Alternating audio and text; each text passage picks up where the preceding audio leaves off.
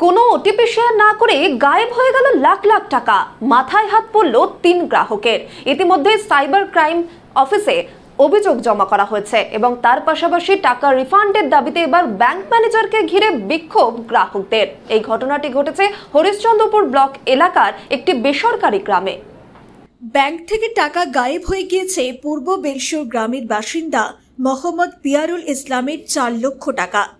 ডুমুরিয়া এলাকার বাসিন্দা ইশাহাক আলীর ১,১৫,০০০ টাকা ও মালিয়র ১ নম্বর গ্রাম পঞ্চায়েতের প্রধান মোসাম্মেদ সেতারা খাতুনের স্বামী আব্দুর রহমানের ৪,৪৮,৮০০ টাকা।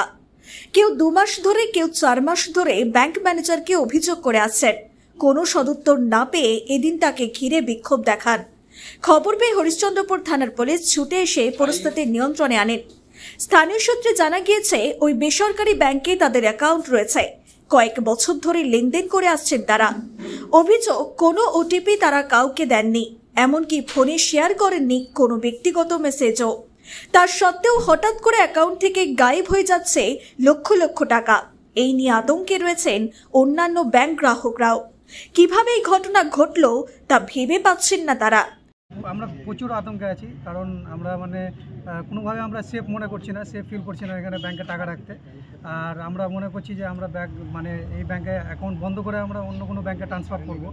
আর এখানে সবাই যেভাবে টাকা কাটছে, ৪ লাখ, কারো ২ লাখ, কারো ৩ লাখ, ৫ লাখ, এভাবে টাকা কেটে একদম সাফ করে দিচ্ছে। আর ব্যাংকে কেউ আসছে, ব্যাংকে গিয়ে কথা বলছে, তো ব্যাংকে কোনো রকম কোনো হদিশ দিচ্ছে না টাকার। আজ নয় কাল পরশু এই করে শুধু ঘোরাতে আছে আর কোনো রকম কোনো হদিশ দিচ্ছে না ব্যাংকে। আর যখন একটু বেশি কিছু বলা যাচ্ছে ওদেরকে, পুলিশ ডেকে এই বুঝুং বাজুং বুঝিয়ে দিচ্ছে যে আবার চলে যাও তোমরা, এরকম। আমরা আসছি এই সামনে রমজান মাস ছিল, রমজান মাসেও আমরা মোটামুটি ৪-৫ বার এসেছি, তাও কোনো রকম কোনো হদিশ নাই। আজকে ওরা বলছে যে বড় ম্যানেজার আসছে, এই ম্যানেজার আসছে। বড় ম্যানেজার এসে বলে গেল যে 2 দিনের মধ্যে টাকা ঢুকে যাবে, কোনো রকম কোনো টাকা ঢুকে নেই। তো এরকম হচ্ছে, আমরা প্রচুর আতঙ্কে আছি। আর সব 11/11/2024 সকালবেলায় 12:30 সময় ডেলিভারি কাজ করতে করতে মোবাইল বের করে দেখছি যে মোবাইলে 2টা মেসেজ ঢুকছে, একটা 90,000 টাকা, একটা 25,000 টাকা। আমি সঙ্গে সঙ্গে ব্যাংকে এসে বললাম, ম্যানেজারের সাথে যোগাযোগ করলাম। তো বলছে কি মালদা সাইবারে যাও। ওরা একটা দরখাস্ত লিখিত দিল আমাকে, আমি নিয়ে সাইবারে গেলাম। সাইবার কমপ্লেন করে বললো যে ঠিক আছে, টাকা তুমি পেয়ে যাওয়া। আমি আবার ম্যানেজারের সাথে যোগাযোগ করলাম, বললো যে ঠিক আছে, টাকা পেয়ে যাওয়া তো পেয়ে যাওয়া। এবার ওই ডেট 11/11/2024 ওই ডেট থেকে দিয়ে 1 মাস পরে টাকাটা পুরো রিটার্ন চলে আসলো অ্যাকাউন্টে। কত টাকা কেটেছিল আপনার? 1,15,000 টাকা। আর কত টাকা রিফান্ড দিয়েছিল? 1,15,000 টাকা।